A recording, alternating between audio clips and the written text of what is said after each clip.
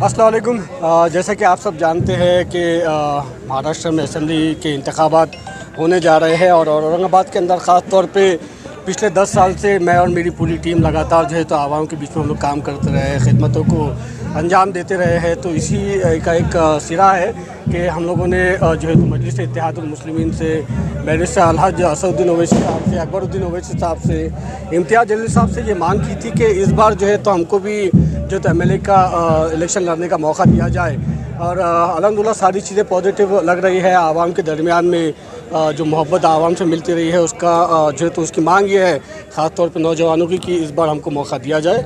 तो आज अल्हम्दुलिल्लाह हम लोग पार्टी नॉमिनेशन फॉर्म जो है हमारा जमात का वो भरने के लिए दारुस्सलाम से निकल कर इम्तियाज़ जलील साहब के ऑफिस के ऊपर जा रहे हैं और मुझे उम्मीद है कि इस बार जमात की तरफ से इंशाल्लाह हमको ज़रूर मौका मिलेगा।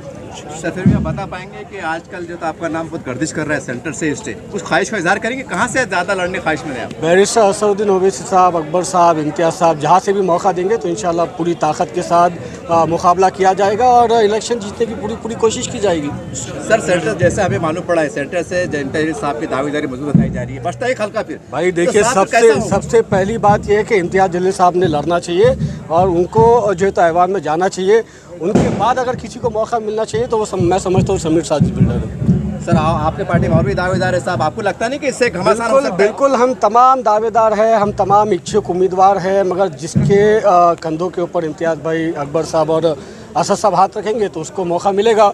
और मैं समझता हूँ कि जो हमारी बिल्कुल पिछले 10 साल से मेहनतें रही है, कोशिशें रही है, जो हमारी जद्दोजहद रही है, उसको देखते हुए इंशाल्लाह इस बार जो है तो बैरिस्टर साहब हमको मौका देंगे। समीर बिल्डर साहब फॉर्म भरने जा रहे हैं, आप युवा हैं, क्या कहेंगे इनके बारे में? जी अल्हम्दुलिल्लाह, जैसे कि नौजवानों की एक ख्वाहिश थी कि एक युवा नेता को, एक युवा लीडर को मौका देना चाहिए, तो हमारी नज़र में औरंगाबाद पश्चिम, पूर्व या सेंटर, ये तीनों असेंबली में से एक से समीर साजिद बिल्डर साहब को चुना जाए। ये आपकी राय है। सर आप क्या कहेंगे? हमारा भी बोलना यही है कि समीर साजिद बिल्डर को दें से टिकट मिलना चाहिए। मध्य से क्यों खास बात? क्योंकि ज़्यादा नौजवान मध्य से समीर के पीछे है, मतलब नौजवान तादाद मध्य में ज़्यादा है। अस्सलामुअलैकुम। मैं समीर साजिद बिल्डर को इसलिए टिकट असद साहब, इम्तियाज़ जलील साहब और अकबरुद्दीन ओवैसी साहब ने देना चाहिए कि इस बंदे की जो मेहनत पिछले 10 सालों से MIM के लिए हो रही है, दारुस्सलाम का ऑफिस है, ये तो एक ठीक है जगह का मसला है, मगर हर वक्त हमने समीर साजिद बिल्डर को लोगों के साथ खड़ा हुआ देखा है।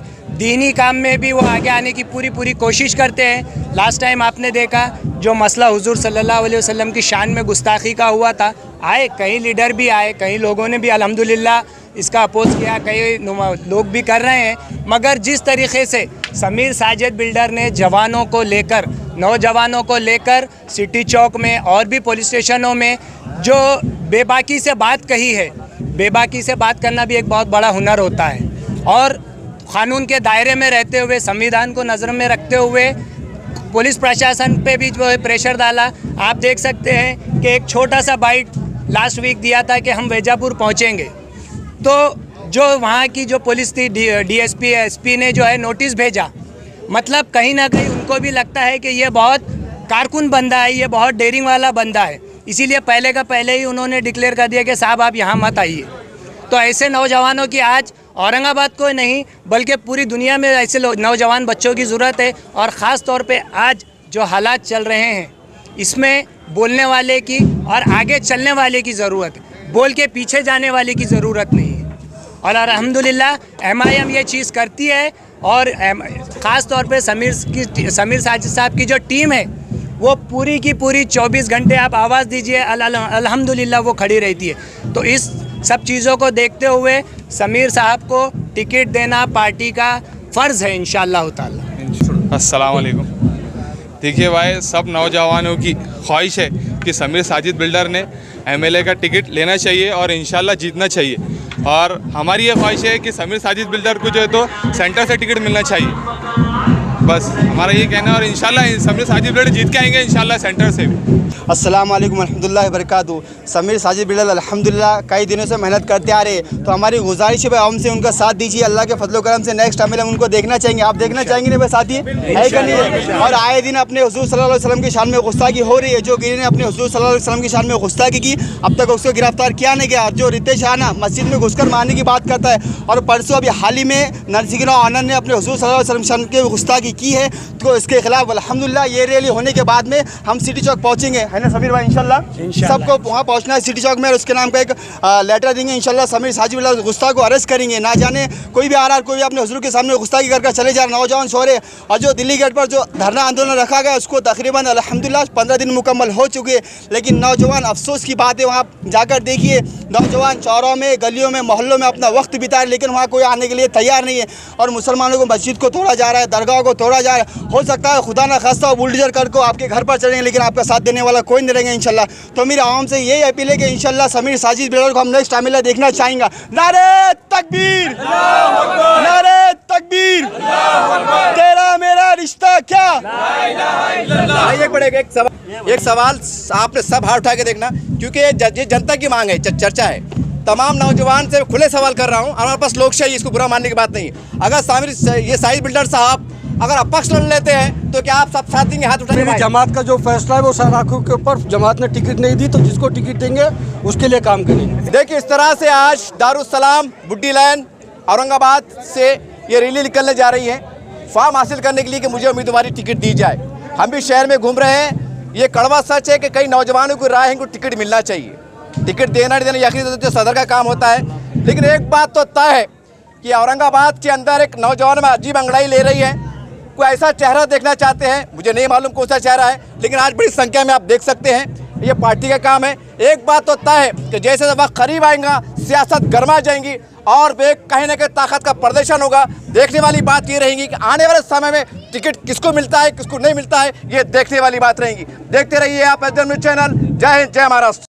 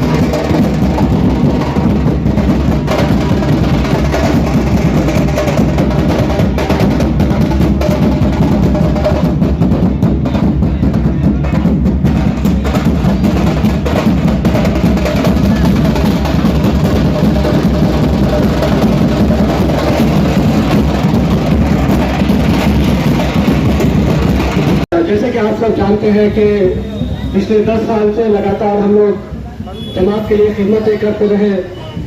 जो भी अहदा, जैसी भी जिम्मेदारी जमात की तरफ से मिली, उसको लबैक कहकर जो तो हम लोग हमारे कामों को करते रहे।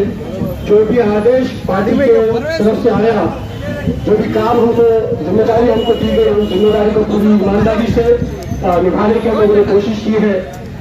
दारुस्सलाम औरंगाबाद 2017 में हम लोगों ने दारुस्सलाम औरंगाबाद की शुरुआत की थी, और जब दारुस्सलाम की शुरुआत की थी तो ये हमारी उम्मीद थी और कोशिश थी कि औरंगाबाद के लोगों के लिए एक ऐसा दफ्तर जो तो उसकी शुरुआत की जाए जो 24/7 आवाम की खिदमत के लिए मौजूद है।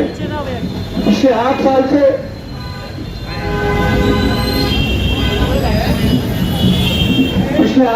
जैसे कि आप सब देख रहे हैं, दारुस्सलाम औरंगाबाद लगातार आवाम की खिदमत करता रहा है। जनता दरबार के जरिए हम लोगों ने आवाम के मसलों को हल किया। जनता दरबार के जरिए हम लोगों ने जो भी मामला हमारे सामने आए, चाहे कॉर्पोरेशन से रिलेटेड हो, MSCB से रिलेटेड हो, या पुलिस स्टेशन से रिलेटेड हो, या हॉस्पिटल से रिलेटेड हो, हर मामले के अंदर मजलिस इत्तेहाद मुस्लिमीन का और दारुल टीम का योगदान रहा, पार्टिसिपेशन रहा। कोई भी मामला हम लोगों ने छोड़ा नहीं, हर मामला के ऊपर हम लोगों ने कोशिश की। औरंगाबाद के अंदर 48 से ज़्यादा ऐसे हॉस्पिटल्स हैं जो MJPJY और PMJY के तहत जो एनरोल है। इन हॉस्पिटल्स के अंदर हम लोगों ने खिदमतों को अंजाम दिया। खासतौर से घाटी हॉस्पिटल के अंदर हम लोगों ने अपनी खिदमतों को अंजाम दिया और अल्हम्दुलिल्लाह आज नतीजा ये है कि औरंगाबाद के 48 हॉस्पिटल्स के अंदर मजलिस इत्तेहाद मुस्लिमीन का रिप्रेजेंटेशन मौजूद है। ये काम हम लोगों ने आवाम के बीच में किया। खासतौर पर दवाखानों के मामलों में और पुलिस स्टेशन के मामलों में हम लोगों ने कभी जो है तो कॉम्प्रोमाइज नहीं किया।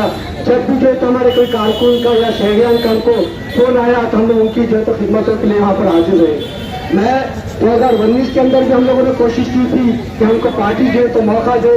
2019 के अंदर भी ऐन मौके तक ऐसा लग रहा था कि हमको मौका मिलेगा, मगर जब बैरिस्टर असदुल ओवैसी साहब का ट्वीट आया तो इसके अंदर फैसला हमारे खिलाफ था।